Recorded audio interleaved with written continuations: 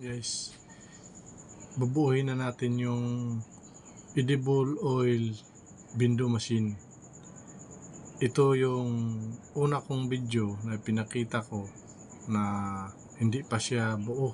Ito ngayon bubuuhin na natin at tingnan nyo na mabuti para magkaroon kayo ng kaalaman, konting kaalaman tungkol dito at pwede ninyong gayahin ito.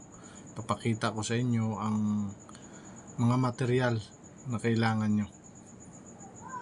So, ito yung coin slot.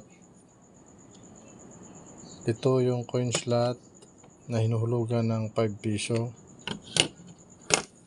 Ito naman yung LED light para dito sa loob ilalagay natin para makita kung ano yung label na ng oil natin sa loob. Ito yung bisagra na ilalagay natin sa pinto. Ito yung hasty lock para hindi mabuksan na kung sino-sino kung ilalagay nyo lang sa labas. At ito yung switch ilalagay natin para safety siya. Pag isinaksak nyo, hindi siya kaagad iilaw, hindi kaagad siya mag-on. Saka lang siya mag-on, pwedeng gamitin kung pindutin nyo na itong switch, mag-on na yan. Ito yung faucet, dito lalabas yung oil. Pakita ko sa inyo kung paano ilagay ito mamaya. Ito yung transformer na ginawa na natin ng rectifier. Ito yung nasa una kong video na linagyan ko ng diode at kapasitor. Yan, 25 volts, 4,700 UF microfarad. At ito naman na transformer is 1 ampere lang ito. To 20 volts to 110. Ito sa gitna, negative yan. Dinagyan ko ito ng wire na malaki dahil ito yung input nya. Ito yung output, 12 volts dito. Papunta ng board nya. Ito yung timer, ang tawag dito. Pinakita ko na sa inyo kung paano mag-connect dito ng mga wire sa timer nung una kong video. At sundan nyo na lang, at kung hindi nyo ito nakita sa mga una kong video, i-scroll nyo na lang sa mga video ko nandoon kung paano ko ito ilinagay ng mga wire para matuto kayo at magkaroon kayo ng konting kaalaman. Ito yung coin slot, para sa coin slot natin na connection. At ito na yung box natin. Naggawa ko ng DIY na lalagyan ng oil. Ito is Wilkins lang na empty. Tinagyan ko siya ng hose. Ito. Nandito naka built-in na yung pump nya. Yan. Pump. Allen pump. Linagay ko dito sa baba yung hose nya para wala talaga maiwan na oil at hindi siya mahirapan pag higop pag umaandar na itong pump. Maganda kasi ilagay ang hose sa baba para hindi nahihirapan yung pump natin humigop. Ito, 7 liters ito. Wilkins. Ganyan yung paglagay. Yan. Yan sa loob siya. Yan. Doon yung pump sa loob, sa likod niya. At pakita ko sa inyo kung paano ito mamaya i-install ng buo. Yan. Dito yung harap niya. Yan. Ito yung butas ng faucet niya. Ito naman yung sa coin slot niya na butas. Ito naman yung monitor niya kung may laman pa o wala na ang empty Wilkins. Para kung wala na, mababa na yung level niya, pwede nyo na rin refilan ulit. Sige, punta na tayo sa assemble para makita nyo kung paano i-assemble ito.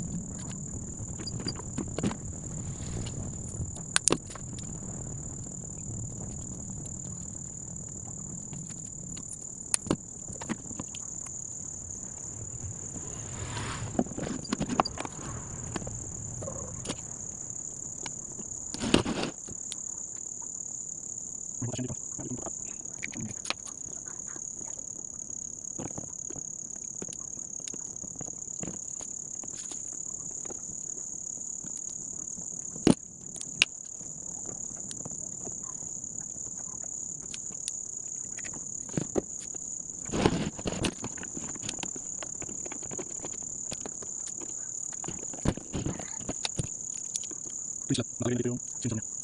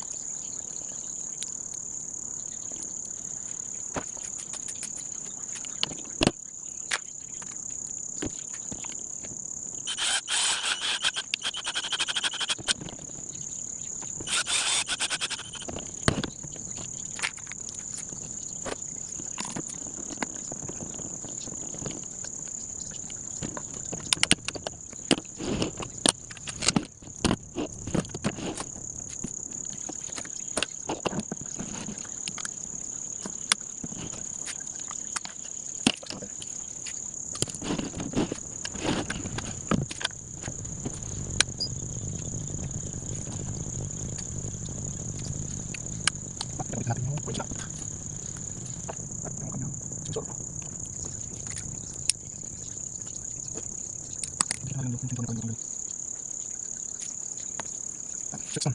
Okay.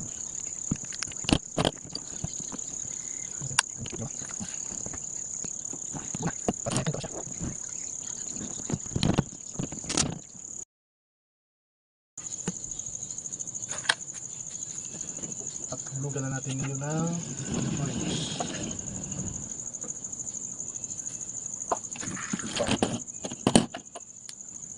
₱5. ₱5. Lugyan na natin.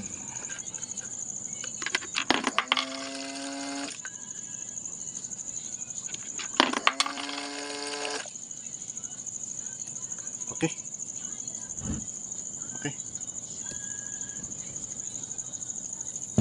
Yan ang kabuuan. At sana makuha nyo yung technique. At pwede nyong gayahin. Paki-like and subscribe. Paki-pindot ng notification bell. Thank you.